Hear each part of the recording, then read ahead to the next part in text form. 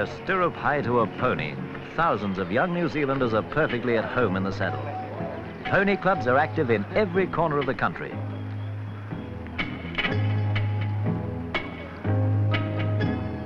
Come on, Vicky. Good girl.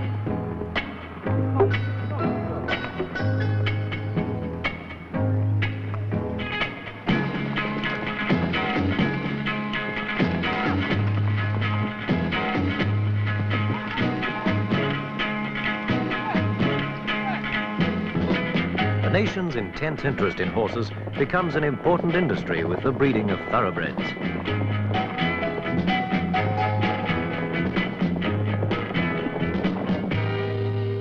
Trelawney, one of many studs established in rich limestone country, is the home of Alcimedes, who sired the Caulfield and Melbourne Cup winner Galilee and led the Australian sire list in 1967. New Zealand's national sport was founded back in 1843 with the importation of 2 English thoroughbred stallions.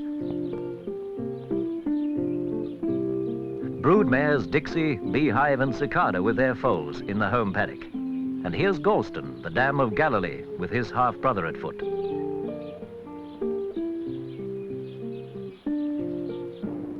Named after the nearby mountain, Pirongia stud is headquarters for 2 English stallions, Ironic and Idomeneo, as well as that great French pickpocket, Le Fallou.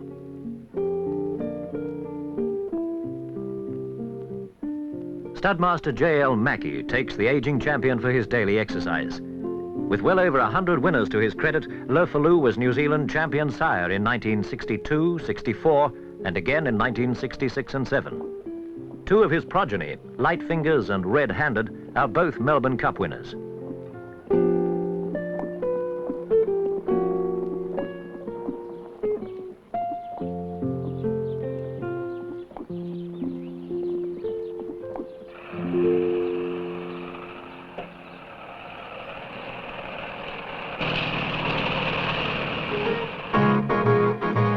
Many and varied are the jobs around a stud farm. Whilst his wife tidies the place up, Nick, a Cook Islander and head groom, looks after a 3/4 brother to Lightfingers.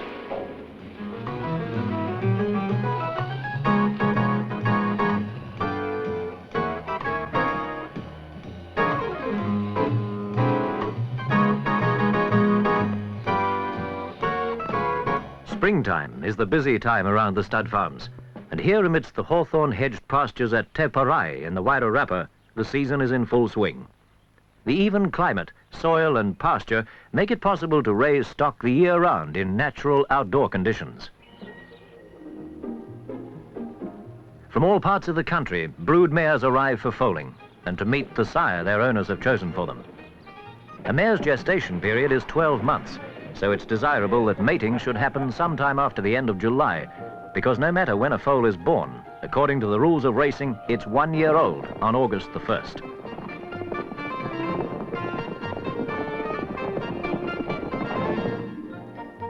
From the security of his own stamping ground, Agricola casts an approving eye over some of the newly arrived paying guests. The splendid form of his progeny earned him the Australian sire premiership in 1968. 8 or 9 days after she's foaled, the mare again meets a chosen mate.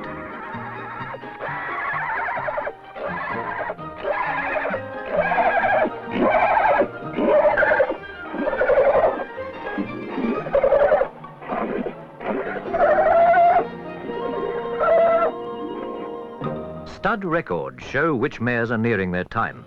These are gathered in the foaling paddock, and in the comforting cover of the floodlights, they're watched over by the groom in his lofty lookout.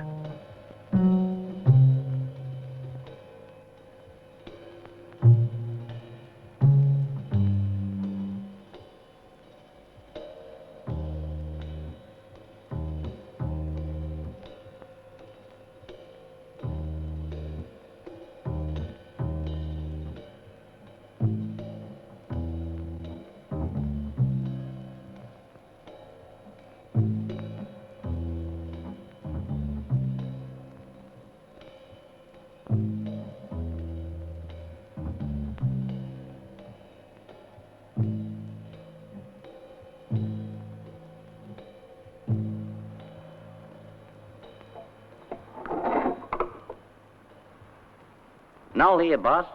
This Cataban's getting pretty restless. Yeah. Looks like she'll go off any time now. Okay.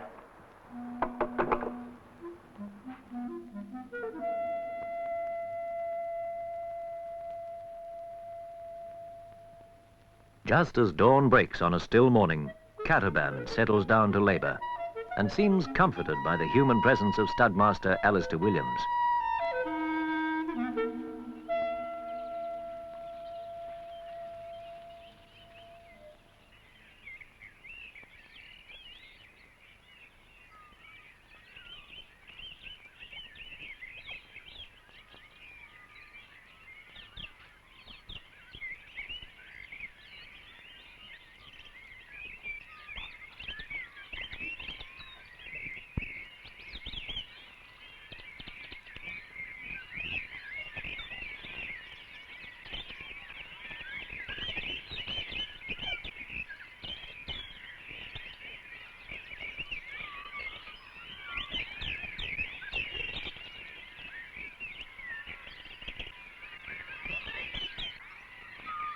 As morning comes, the little filly finds her feet in true thoroughbred style. As yet an unnamed addition to the season's crop of about 1,700 thoroughbred foals, but later to be entered with full pedigree and identification in the New Zealand stud book.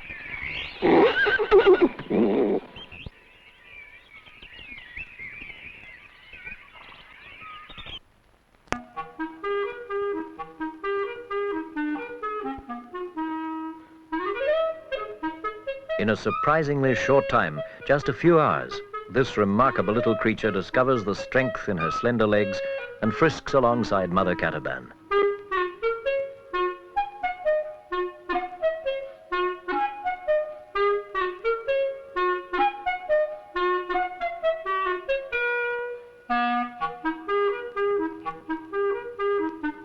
This is where the stamina of the stayers has its origin. A continuous supply of mother's milk till weaning, possible through year-round pasture growth. A very busy person at this time of the year is the vet. One of his important duties is to officially confirm that the mare is in foal before she is returned to her owner. He's on call at any time to look after the health of these aristocrats.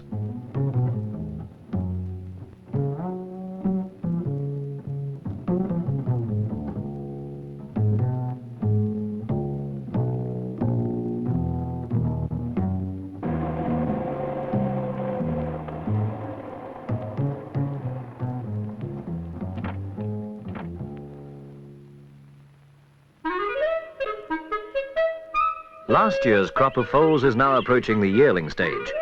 These colts by Agricola get a supplementary balanced diet to bring them up to top condition for the national yearling sales at Trentham in January. At Teparai, the annual parade of yearlings attracts crowds of horse lovers for a day's horse watching in the tree-shaded homestead grounds. Now, the horse that's being paraded at the moment, I think, is an attribute to the thoughts that are behind the stud here. The horse you see is the highest priced horse that has ever set foot on New Zealand, by the name of Oncidium. He is a syndicated stallion purchased in England. A very good racehorse he was. Among his races he included the Coronation Cup, which is one of the glamour races in England.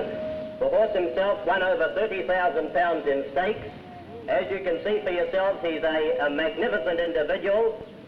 He is, of course, by outside, has been a very... Looking a lot sleeker than he did eating carrots in the paddock, Ginger gets a last-minute brush-up by Tom and Richie Williams before his first public appearance on the lawn. Now, this lovely colt here, ladies and gentlemen, he's a beautiful colt right from this time last year. He was a colt that's been outstanding in every way. He resembles his sire, Agricola, very, very much, and he'll undoubtedly be one of the top horses at the sale. He's got terrific bone on him, a great stride, and one of the good chestnut colours. He's out of Impeccable, who is a Sarbian mare. As a finale, broodmare Sunbride parades with her family at Teparai. Straight Draw, Melbourne Cup winner. Ilumqua, Caulfield Cup winner and second and third in Melbourne Cup. Annie Oakley, sister to Straight Draw. Mur, sister to Ilumqua, and 4 granddaughters. I don't care who gets him. At 500 guineas, I'll take another 50. 550 and 5 and 1,500 to get him right. He's all horse. There you want to bet. 50. 550. The hopes and aspirations of New Zealand's thoroughbred breeders are put to test at the national yearling sales at Trentham every January. Established in 1927, the sales have grown in volume and quality ever since. The fact that world-class horses may be picked up comparatively cheaply, coupled with regular air transport, sees increasing numbers of overseas buyers, stimulating the ringside bidding.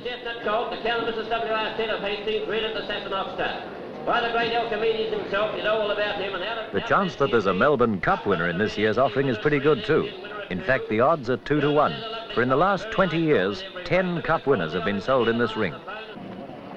Here's Nick from Parongia, waiting his turn to take a Lefaloo colt into the ring.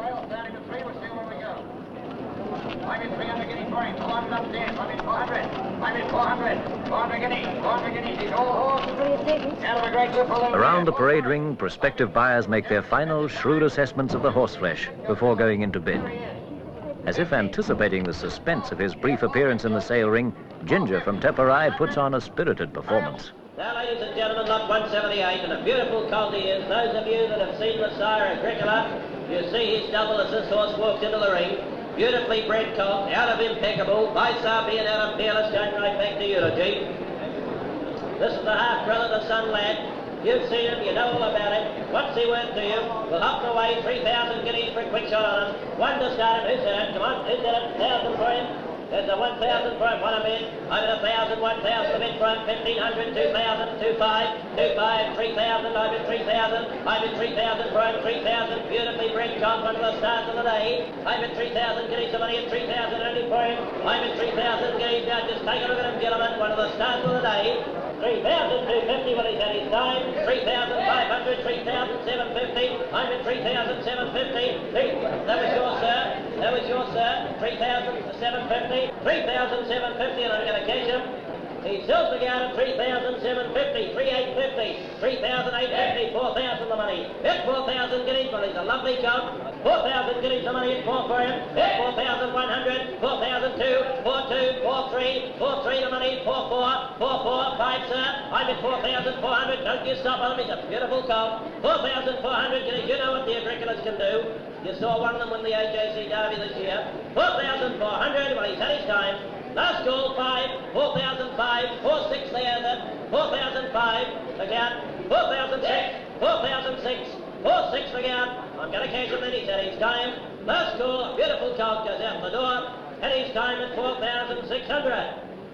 Thank you, Mr. Dick Braden and Sidney the Bye. Good luck to you, Dick, 4,600.